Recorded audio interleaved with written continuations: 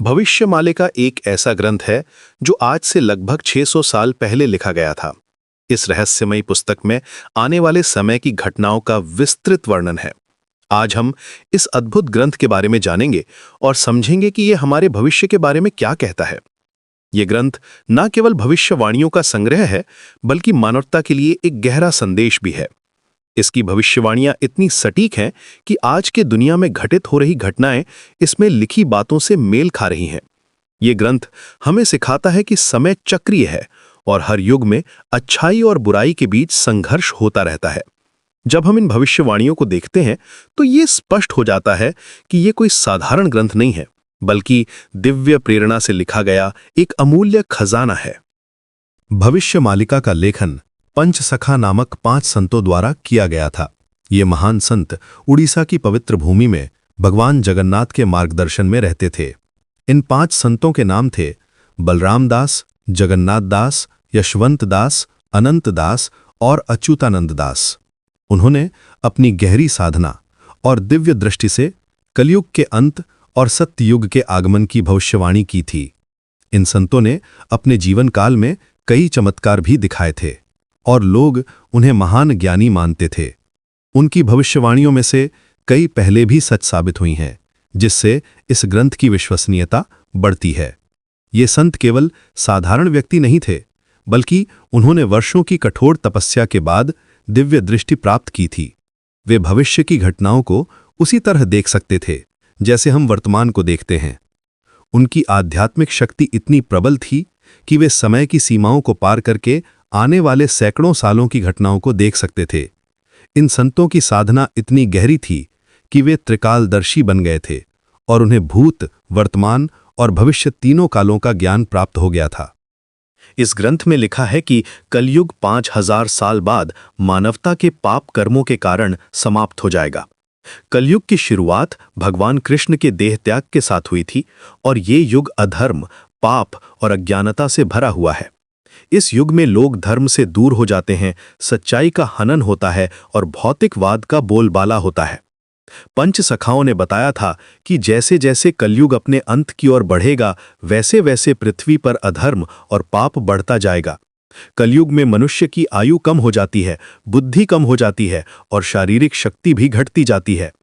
लोग झूठ बोलने लगते हैं, धोखाधड़ी करते हैं और अपने स्वार्थ के लिए किसी भी हद तक जा सकते हैं। इस युग में राजा अत्याचारी हो जाते हैं, ब्राह्मण भ्रष्ट हो जाते हैं और व्यापारी ठगी करने लगते हैं। कलयुग भी सबसे बड़ी विशेषता यह है कि इसमें धर्म केवल एक पैर पर खड़ा रह जाता है, जबकि अन्य 3 पैर नष्ट हो जाते हैं। यही कारण है कि इस युग में सच्चाई, दया और तप का ह्रास होता जाता है। वर्तमान समय एक संक्रमण काल है जो सत्य युग में परिवर्तन की ओर ले जा रहा है। भविष्य मालिका के अनुसार सत्य युग का आरंभ 2032 तक हो जाएगा। इस नए युग में केवल धर्म का पालन करने वाले लोग ही रहेंगे और सभी भक्त होंगे। स्वयं भगवान इस युग का शासन करेंगे। ये संक्रमण काल अत्यंत कष्टकारी होगा, क्योंकि पुराने युग के अंत में सभी नकारात्मक शक्तियां अपना अंतिम प्रहार करेंगी। ये समय मानवता के लिए एक परीक्षा की घड़ी होगी, जिसमें केवल सच्चे और धार्मिक लोग ही टिक पाएंगे। इस संक्रमण काल में प्रकृति भी अपना रौद्र रूप दिखाएगी। भूकंप, बाढ़, तूफान और अन्य प्राकृतिक आपदाएं बढ़ेंगी। समुद्र का जल स्तर बढ़ेगा और कई तटीय शहर डूब जाएंगे। मौसम का चक्र बिगड़ जाएगा और कहीं अत्यधिक गर्मी तो कहीं अत्यधिक सर्दी पड़ेगी। इस संक्रमण काल की सबसे बड़ी विशेषता ये होगी कि इसमें सिर्फ वही लोग बचेंगे जो सच्चे दिल से भगवान की भक्ति करते हैं और धर्म के मार्ग पर चलते हैं। अब बात करते हैं उन घटनाओं की जो आने वाले समय में घटित होने वाली हैं। भविष्यमालिका में स्पष्ट रूप से लिखा है कि 2025 से कई युद्ध शुरू होंगे। इनमें सबसे भयानक होगा तीसरा विश्व युद्ध। ये युद्ध मुख्यतः परमाणु युद्ध होगा, जिसमें अकल्पनीय विनाश होगा। ये युद्ध केवल एक साधारण संघर्ष नहीं होगा, बल्कि पूरी मानवता के अस्तित्व के लिए खतरा बनेगा। इसकी तबाही इतनी भयानक होगी कि पूरी दुनिया का नक्शा ही बदल जाएगा। इस युद्ध की शुरुआत भारत और पाकिस्तान के बीच सीमा विवाद से होगी, लेकिन धीरे धीरे ये एक वैश्विक संघर्ष में बदल जाएगा, जिसमें दुनिया के सभी बड़े देश शामिल हो जाएंगे। ये युद्ध महाभारत के युद्ध से भी भयानक होगा क्योंकि इसमें आधुनिक हथियारों का प्रयोग होगा। इस युद्ध की भयावहता इतनी अधिक होगी कि इसके बाद दुनिया की सभ्यता को नए सिरे से बनाना पड़ेगा। तीसरे विश्व युद्ध की शुरुआत पारंपरिक हथियारों से होगी, लेकिन जल्द ही ये परमाणु युद्ध में बदल जाएगा। इस युद्ध में भारत एक प्रमुख भागीदार होगा। रूस, जर्मनी, जापान और फ्रांस भारत का साथ देंगे। दूसरी तरफ चीन, पाकिस्तान, अमेरिका, 13 मुस्लिम देश, अफ्रीकी देश और यूरोप के मित्र देश होंगे। ये गठबंधन आज की वैश्विक राजनीति को देखते हुए काफी संभावित लगता है। भारत और चीन के बीच सीमा विवाद, पाकिस्तान के साथ लगातार तनाव और अमेरिका की बदलती नीतियां इस दिशा में इशारा करती हैं। इस युद्ध में तुर्की और ईरान भी पाकिस्तान का साथ देंगे। ब्रिटेन भी अपने पुराने औपनिवेशिक हितों के कारण भारत के विरोध में खड़ा होगा। ये युद्ध केवल राजनीतिक नहीं बल्कि धार्मिक आधार पर भी लड़ा जाएगा। इस्लामिक देश एकजुट होकर हिंदू धर्म के विरुद्ध खड़े होंगे। इस युद्ध में धर्म और अधर्म के बीच अंतिम संघर्ष होगा, जिसमें सत्य की विजय होगी। इस युद्ध का सबसे ज्यादा प्रभाव यूरोप और अमेरिका पर पड़ेगा। वहां का वातावरण पूरी तरह बदल जाएगा। दुर्भाग्य से इस युद्ध में बहुत से लोगों की मृत्यु होगी और अमेरिका तथा यूरोप की हवा जहरीली गैसों से भर जाएगी। यूरोप और अमेरिका को जो विनाश झेलना पड़ेगा, उसकी कल्पना करना भी कठिन है। परमाणु हमलों के कारण रेडिएशन फैलेगा, जो पीढ़ियों तक प्रभावित करेगा। बड़े शहर खंडहर में तब्दील हो जाएंगे और लाखों लोग अपने घर खो देंगे।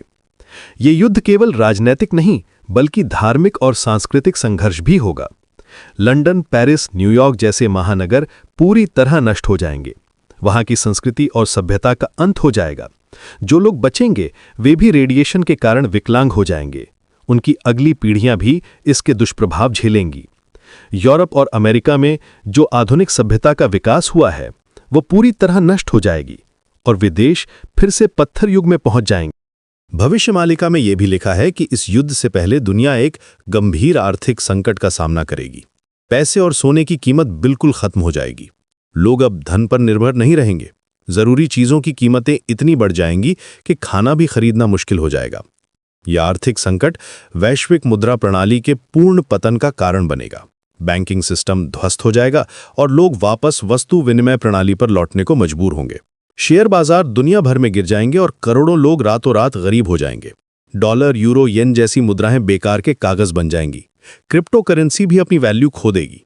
लोग अपनी जमा पूंजी को निकालने के लिए बैंकों के सामने लंबी कतारें लगाएंगे, लेकिन बैंक दिवालिया हो जाएंगे।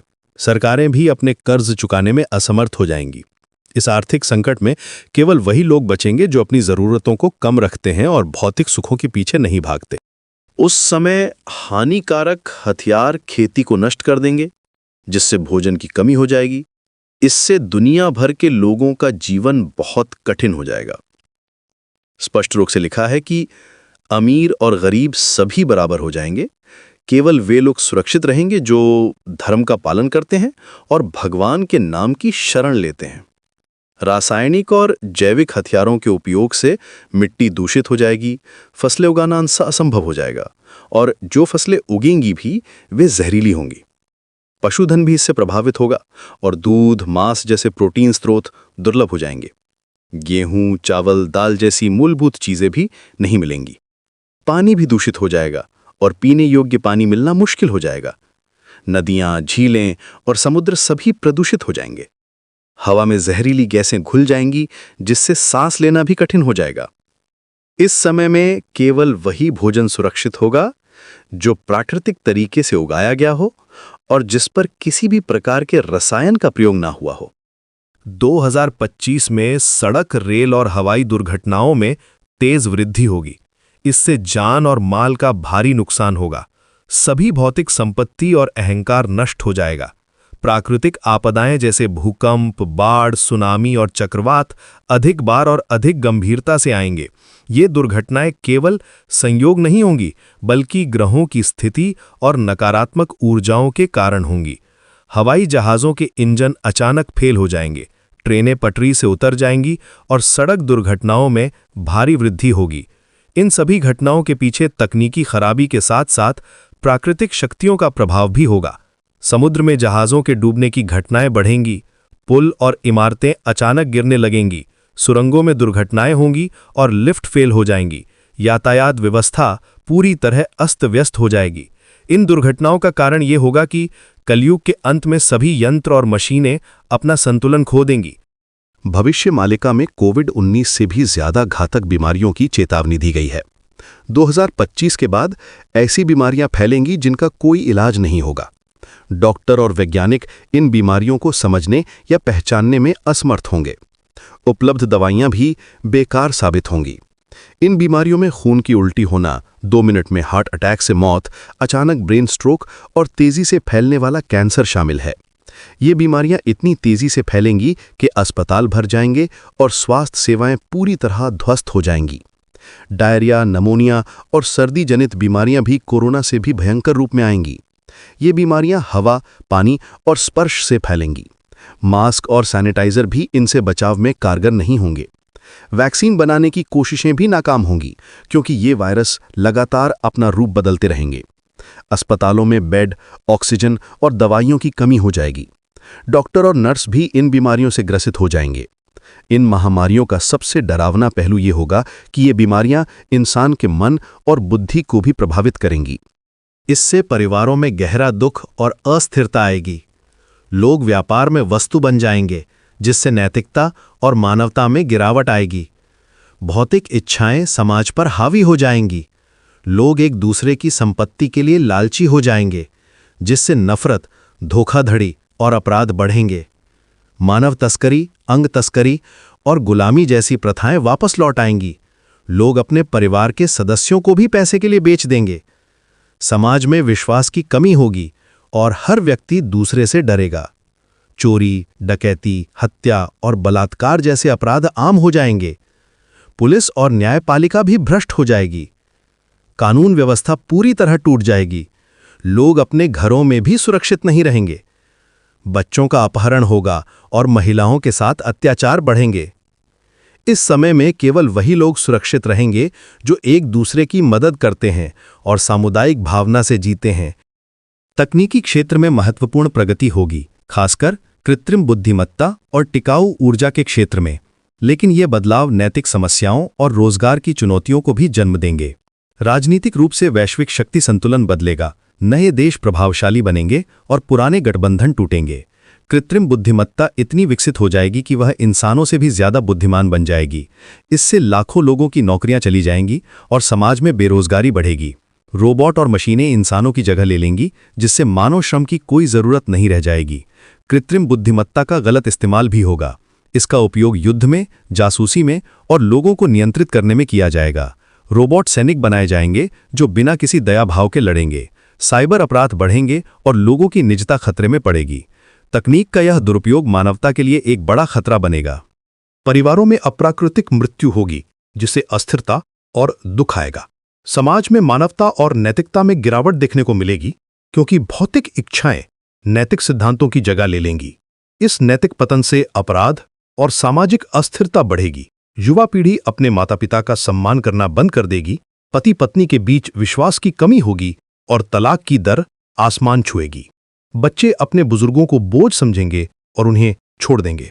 धर्म और आध्यात्म को लोग पुराना और बेकार मानने लगेंगे।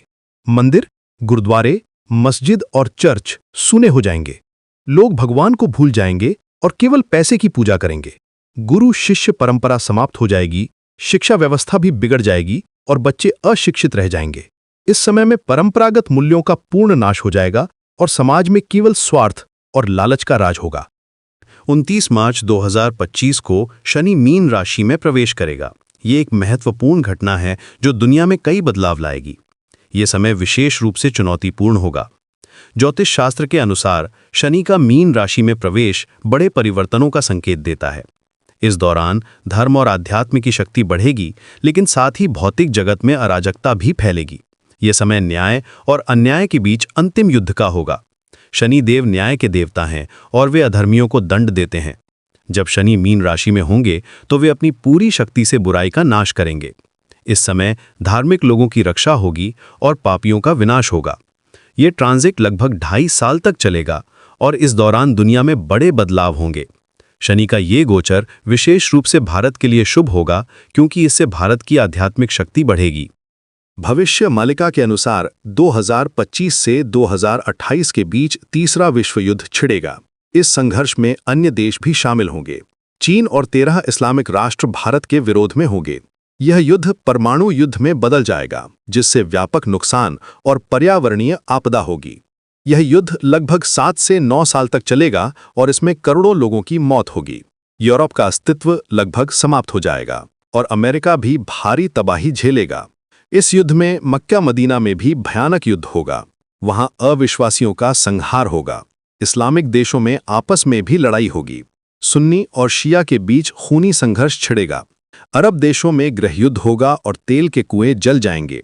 इजराइल और फिलिस्तीन का संघर्ष भी चरम पर पहुंचेगा।